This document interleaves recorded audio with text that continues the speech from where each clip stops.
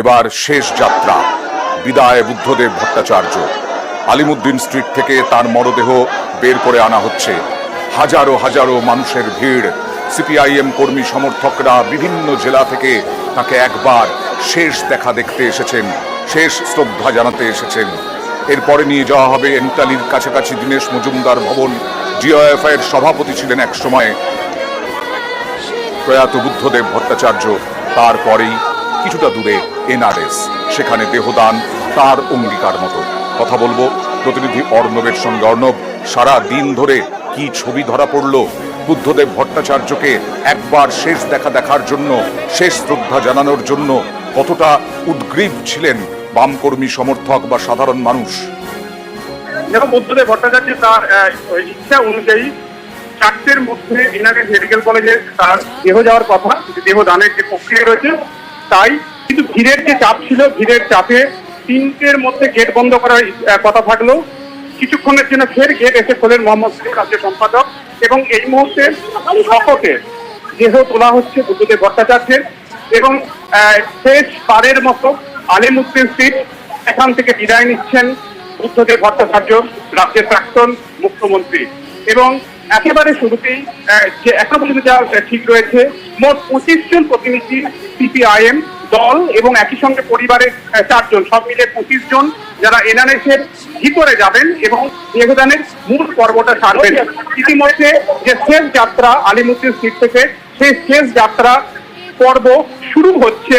এবং আলিমুদ্দিন স্ট্রিট থেকে এতক্ষণ যেখানে দেহ সাহিত্য ছিল বুদ্ধদেব ভট্টাচার্যের, সেখান থেকে তার দলীয় অনুগামীদের কাঁধে চড়ে তিনি শেষমেশ শপথে উঠছেন। এবং এখান থেকে অর্ণব, একটা বিষয় হচ্ছে 2008-এ সুভাষ চক্রবর্তী যখন প্রয়াত হয়েছিলেন, সেই সময় দেখেছিলাম রাস্তায় লাখো মানুষের ভিড়, এবং আলিমুদ্দিনেও ছিল এই রকমই ভিড়। আজকে জানতে পারলাম ব্যারিকেড ভেঙে মানুষ দেখতে যাচ্ছেন, শেষ বিদায় জানাতে যাচ্ছেন বুদ্ধদেব ভট্টাচার্যকে, এবং তার সঙ্গে সঙ্গে ব্যারিকেড ভাঙা, দরজা বন্ধ, সেই দরজা বন্ধ মানছেন না সাধারণ মানুষ। কি দেখলে তুমি? একেবারে তাই। দীর্ঘক্ষণ ঘন্টার পর ঘন্টা ধরে যারা রাস্তায় অপেক্ষা করছিলেন, কেউ ফুলের মালা, কেউ একটা ছোট লাল গোলাপ ফুল নিয়ে এসেছিলেন, কেউ মালা নিয়ে এসেছিলেন বুদ্ধদেব ভট্টাচার্যকে শেষ শ্রদ্ধার্ঘ্য জানানোর জন্য।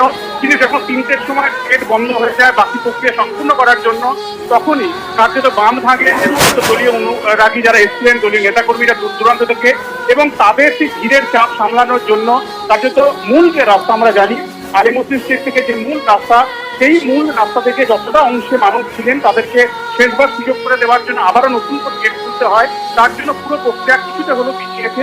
3:15 আলিমুদ্দিন স্ট্রিট থেকে দেহ বেরোনোর কথা থাকলেও তা কিছুটা বিলম্বিত হয়েছে।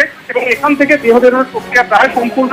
আলিমুদ্দিন স্ট্রিট থেকে যে কোনো মুহূর্তে শপথ পেরিয়ে যাবে বুদ্ধদেব ভট্টাচার্য। এবং এখান থেকে গিয়ে দীনেশ মজুমদার ভবন, রাজ্যের সিপিআইএম এর যুব ফেডারেশনের যিনি প্রতিষ্ঠাতা সম্পাদক ছিলেন, সেই সংগঠনে তার যে প্রথম সংগঠন সম্পাদক, অর্থাৎ তাকে শ্রদ্ধার্ঘ্য জানাবে বর্তমান ডিওয়াইএফ এর নেতৃত্ব। এবং সেখানে এই দীনেশ মজুমদার ভবনের বাইরেই ইতিমধ্যেই মঞ্চ প্রস্তুত করা হয়েছে, সেখানেও তাকে শ্রদ্ধার্ঘ্য জানানো হবে। এবং তারপরই এনআরএস এর উদ্দেশ্যে শেষ যাত্রা পা মেলাবেন দলীয় নেতা অনুগামী। এবং একই সঙ্গে প্রচুর স্থানীয় মানুষ, সাধারণ মানুষ, তারাও কিন্তু প্রাক্তন মুখ্যমন্ত্রীকে দেখবার জন্য এখানে অনেকেই উপস্থিত হয়েছেন। আমার সঙ্গে রয়েছেন আরেক প্রতিনিধি ইরন রায় বর্মন। ইরন, অল্প বয়স্ক, মধ্যবয়স্ক, বেশি বয়স্ক সব মানুষেরই তো ভিড় দেখছি একবার বুদ্ধদেব ভট্টাচার্যকে শেষ শ্রদ্ধা জানানোর জন্য। কারণ দেখো, বুদ্ধদেব ভট্টাচার্য যারা প্রত্যেক দিনে রুটিন জানতেন, তারা জানতেন যে যদি 10টায় বেরোনোর কথা বলেন তাহলে 10টা 1 হবে না। কিন্তু আজকে তার শেষ যাত্রায় সময় যেন কমতে গেছে। এনআরএস কর্তৃপক্ষের নির্দিষ্ট সময় আছে, তার মধ্যেই দেহদান করতে হবে। বারবার এখানে মোহাম্মদ সেলিম অ্যানাউন্স করা সত্ত্বেও মানুষের যে উৎসাহ, মানুষের যে ভিড়, একবার তার প্রিয় নেতা, প্রিয় প্রাক্তন মুখ্যমন্ত্রীকে দেখার জন্য, এবং অনেক মানুষ এসেছেন যারা দলীয় কর্মীও নন, হয়তো সমর্থক, হয়তো তারা অন্য দলের সমর্থক, তারাও এসেছেন একবার শেষ শ্রদ্ধা জানাবেন বলে। যে সংখ্যক মানুষ সকাল থেকে শ্রদ্ধা জানিয়েছেন, তার থেকে কয়েক কোটি সংখ্যক মানুষ এখনো বাইরে দাঁড়িয়ে রয়েছে। কিন্তু লাইন এখনো দাঁড়িয়ে রয়েছে, কিন্তু ঘড়ির কাটা তাও 15:35 সময় আলিমুদ্দিন তোমার অডিও কেটে কেটে যাচ্ছে, জানি ওখানে প্রচন্ড ভিড়, প্রচুর মোবাইল, অভিভ্যান, সমস্ত কিছু রয়েছে, তার জন্যই হয়তো এই সমস্যা হচ্ছে। আবার তোমার সঙ্গে কথা বলার চেষ্টা করব। নিউজ 18 বাংলায় যারা চোখ রেখেছেন তাদের জন্য জানাই, পিস ওয়ার্ল্ড থেকে আজকে বিধানসভা, তারপর বিধানসভা থেকে আলিমুদ্দিনের সময় শেষ, বিদায় নিতে হবে বুদ্ধদেব ভট্টাচার্যকে।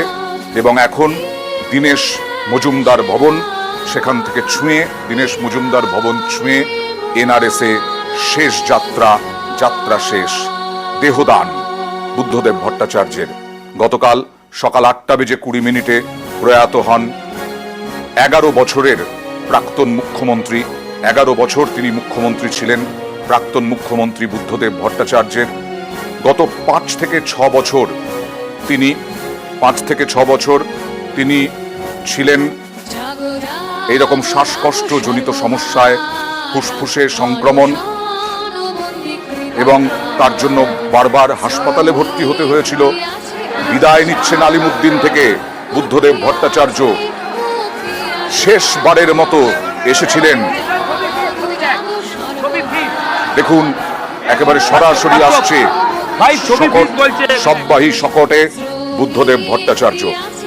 সময় মেপে আসতেন, আজকে একটু দেরি হয়ে গেল বেরোতে, কারণ তার অনুরাগীদের ভিড়ে ব্যারিকেড ভেঙে অল্প বয়স্ক, মধ্যবয়স্ক, বয়স্ক মানুষরা তারা শেষবারের জন্য দেখতে চেয়েছিলেন বুদ্ধদেব ভট্টাচার্যকে। আর কোনোদিন আসবেন না আলিমুদ্দিন স্ট্রিটে সিপিআইএম এর রাজ্য দফতরে। চলে গেলেন, শেষ বিদায়। একেবারে বাইরের রাজ্যের সিপিআইএম নেতারা, ত্রিপুরার প্রাক্তন মুখ্যমন্ত্রী মানিক সরকার, তিনিও এসেছিলেন। আর দেখুন, একবার ছবি তুলতে ব্যস্ত মানুষ, একবার তাদের প্রিয় নেতার ছবি তুলতে, এখনো তাদের প্রিয় নেতাকে একবার দেখতে সিপিআইএম কর্মী সমর্থকরা, বাম কর্মী সমর্থকরা। আমাদের প্রতিনিধি যেটা বলছিলেন যে শুধু সিপিআইএম কর্মী সমর্থকরাই নন, অন্য দলের সমর্থকরাও এসেছিলেন বুদ্ধদেব ভট্টাচার্যকে শেষবারের মতো দেখতে। সমর্থক কেন বলবো, আলিমুদ্দিনে ভিড় জমিয়েছিলেন একেবারে বিরোধী দলের নেতারাও, বিভিন্ন বিরোধী দলের নেতা। তার সঙ্গে সঙ্গে সাংস্কৃতিক মহলের নাট্য ব্যক্তিত্ব, সঙ্গীত শিল্পী, অভিনেতা সবাই এসেছিলেন গতকালের মতো। গতকাল গিয়েছিলেন পাম অ্যাভিনিউতে তারা, দুকামরার ফ্ল্যাটে শেষ শ্রদ্ধা জানাতে বুদ্ধদেব ভট্টাচার্যকে। আর আলিমুদ্দিনেও শেষ শ্রদ্ধা জানাতে বুদ্ধদেব ভট্টাচার্যকে তারাও এসেছিলেন। গতকাল মুখ্যমন্ত্রী মমতা বন্দ্যোপাধ্যায় পাম অ্যাভিনিউতে তিনি শ্রদ্ধা জানাতে গিয়েছিলেন। মুখ্যমন্ত্রী বেশ কয়েকবার ওই পাম অ্যাভিনিউ যে দুকামরার ফ্ল্যাট, সেখানে বুদ্ধদেব ভট্টাচার্যের খোঁজ খবর নিতে গিয়েছিলেন, বারবার তার পরিবারের সঙ্গে কথা বলেছিলেন। আর গতকাল শেষ বিদায় জানিয়ে এসেছিলেন।